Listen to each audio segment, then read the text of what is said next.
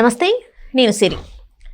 విశాల్ గారి సినిమా అయితే వస్తుంది, మదగజ రాజా అనే సినిమా అయితే వస్తుంది. అయితే సుందర్ సి గారు, డైరెక్టర్ గారు కొన్ని కీలక వ్యాఖ్యలు చేశారు. అసలు నేను విశాల్ గారిని కలవాలనుకోలేదు, ఎప్పుడు కూడా తనని మీట్ అవ్వాలని అనుకోలేదు అన్నట్టుగా తను కొన్ని వ్యాఖ్యలు అయితే చేశారు. మరి ఆయన ఈ వ్యాఖ్యలు ఎందుకు చేశారు ఏంటనే అంశాన్ని మనకు వివరించడానికి మనతో పాటు ఉన్నారు ప్రముఖ సినీ క్రిటిక్ దాసరి విజ్ఞాన్ గారు. నమస్కారం అండి. నమస్తే. ఇప్పుడు ఏదైతే విశాల్ గారి సినిమా వస్తుందో దాని గురించి డైరెక్టర్ సుందర్ సి గారు కొన్ని వ్యాఖ్యలు చేశారు. అసలు విశాల్ గారిని నేను కలవాలని ఎప్పుడూ అనుకోలేదు, కలవాలని ఇది కూడా లేదు నాకు అన్నట్టుగా మాట్లాడడం జరిగింది. అసలు తను ఎందుకు అలా మాట్లాడారు ఏంటి, ఇది కొంచెం చర్చనీయాంశం అయింది, ఎందుకు ఇలా మాట్లాడాడు ఏంటి అని చెప్పేసి. ఒకప్పుడు ఎప్పుడో 2011-12 ఆ టైం అనమాట. 2010-11 ఆ టైంలో సుందర్ సి అంటే మనకి బాగా దగ్గరగా తెలియాలి అంటే ఖుష్బు వాళ్ళ హస్బెండ్. అవును. సో వీళ్ళకు నిర్మాణ సంస్థ ఉంది, మంచి దర్శకుడు. అయితే సుందర్ సి విశాల్తో సినిమా చేద్దామా ఎలా ఉంటుంది అని ఖుష్బుని అడిగాడు. ఖుష్బు విశాల్ మంచి ఫ్రెండ్స్ ఎప్పటి నుంచో, కానీ ఈయనకి విశాల్ అంతగా తెలియదు. బేసికలీ విశాల్తో చేయొచ్చు కదా అని ఒక సలహా వస్తే, అవును కదా సరే ఈ స్టోరీకి వాడు బాగుంటాడేమో, రేపు నేను వెళ్తాము అని చెప్పేసి తన అసిస్టెంట్ డైరెక్టర్తో కలిసి ఆల్రెడీ ఇన్ఫార్మ్ చేశారు ఆయనకి మేము వస్తున్నాము అని. ఆయన కూడా సరే అనుకున్నాడు. వీళ్ళు వస్తున్నారు అదే టైంకి, గేట్ తీసి ఇలా వచ్చే టైంలో ఆయన కుర్చీలోకి వెళ్ళేసి అటు వెళ్ళిపోయాడు. వెళ్ళిపోయి కారు తీసుకొని బయటకు వెళ్ళిపోయాడు. వీళ్ళేమో వచ్చి కూర్చొని ఏంటిదా అని చెప్పేసి ఆయనకి చాలా కాసేపు కూర్చున్నాడు, ఇంకా రావట్లేదు, సర్లే ఏంటిది అని చెప్పి ఇన్సల్ట్గా ఫీల్ అయిపోయి ఇంకెప్పుడు ఇంతో మాట్లాడొద్దు అనుకున్నాడు, వెళ్ళిపోయాడు. ఆ తర్వాత ఖుష్బుకి చెప్పాడు, ఇట్లా మరీ ఇట్లా చేశాడేంటి, నేను ఎంత ఇదిగా వెళ్తా అంటే చిచ్చి ఖుష్బు ఏమన్నా సమర్థించింది. నువ్వు అట్లా అయ్యి ఉండదు, ఇంకేదో అయ్యి ఉండొచ్చు, నువ్వు తప్పుగా అర్థం చేసుకొని ఉంటావు, సంథింగ్ వాజ్ హ్యాపీ, నేను మాట్లాడతాలే అనింది. తర్వాత అలా అయిపోయింది. నెక్స్ట్ ఇంకేదో అవార్డు ఫంక్షన్లో ఆయన వచ్చాడు, ఈయన వచ్చాడు. ఆయనే దగ్గర గుండా రే మీరా అని చెప్పేసి వచ్చి మాట్లాడాడు అనమాట.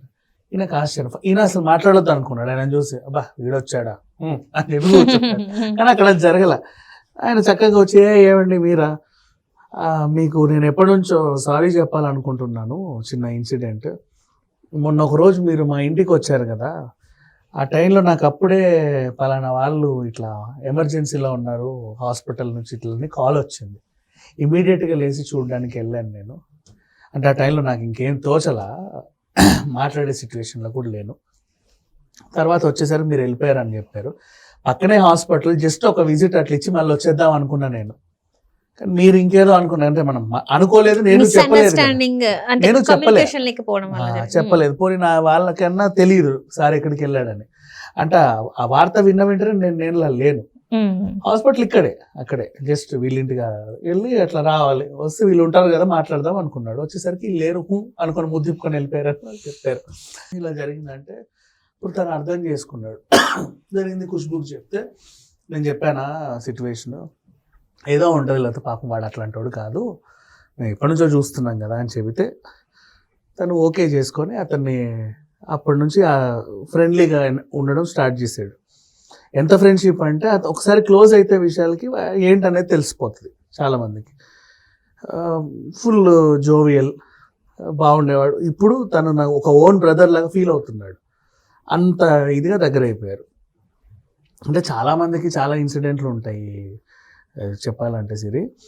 కొంతమంది అంటే అర్థం చేసుకోరు, ఆ టైంలో ఏంటంటే వాళ్ళు చూసిందే అంటే చూశారు కదా.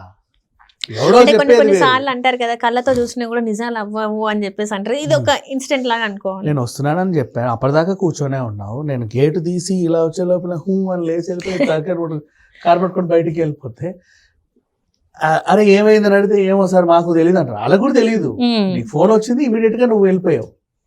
Some times it happens. కొంచెం వెయిట్ చేస్తే ఓపిక్గా ఏంటనేది తెలుస్తుంది.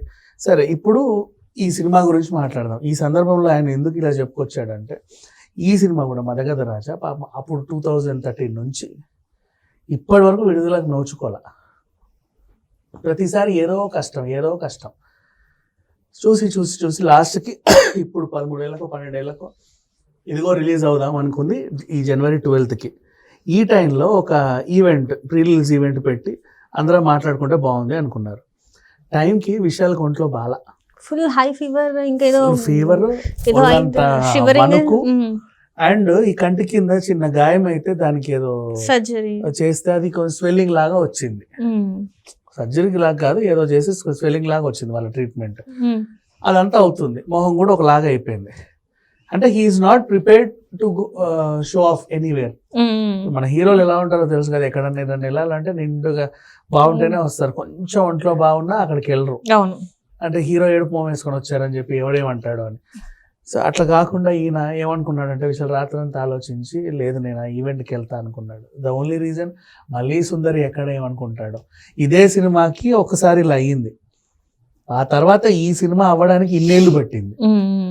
లేక లేక ఇప్పుడు రిలీజ్ అవుతుంది అనే టైంలో మళ్ళీ ఇంత పెద్ద నాకు అసలు అనారోగ్యం వచ్చింది. ప్రతిసారి ఏదో అవుతుంది సుందర్ సి దగ్గరికి వెళ్ళాలనుకున్న ప్రతిసారి, ఎందుకైనా మంచిదిలో ఈసారి వెళ్దాం అని చెప్పేసి వెళ్ళి మైక్ పట్టుకొని అలాగే వణుకుతా మాట్లాడుతుంటే అయ్యో అందరికీ అరే ఏమైంది ఏమైంది ఏమైంది అని. చూడు హీరో ఆయన సినిమా కోసం ఇన్ని రోజుల తర్వాత వస్తున్నా కూడా ఆ కండిషన్ నుండి కూడా వెళ్ళి అభిమానులకు చెప్పాడు నా సినిమా వస్తుంది చూడండి అని.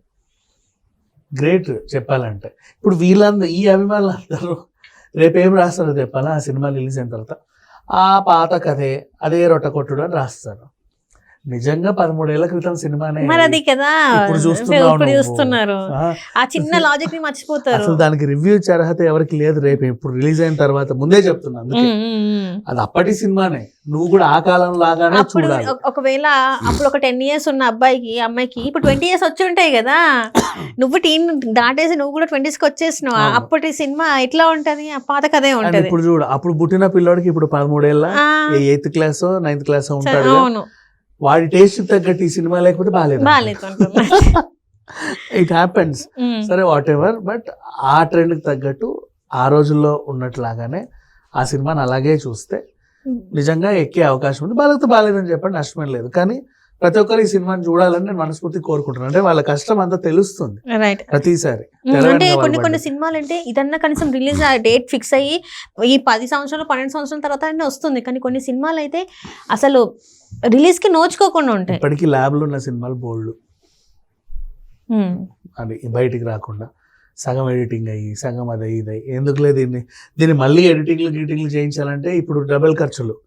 అప్పటి సినిమాలు ఎందుకులే అని చెప్పి నిర్మాతలు బోల్డ్ మంది వదిలేసిన సినిమాలు కోకొల్లలు. సో వాట్ ఎవర్, ఇప్పుడైతే ఈ సినిమా January 12th పొంగల్ కానుక రిలీజ్ అవ్వడం వాళ్ళ అదృష్టం. పొంగల్కి అంత హెవీ కాంపిటీషన్ ఉంటుంది. అలాంటిది ఒక పాత సినిమాని కూడా డిస్ట్రిబ్యూటర్లు అందరూ తీసుకున్నారంటే ఏదో ఉంటేనే ఖచ్చితంగా. సో ఖచ్చితంగా హిట్ అవుతుందని అనుకుంటున్నా.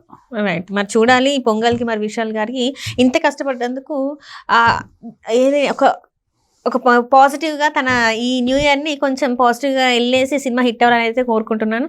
So thank you so much.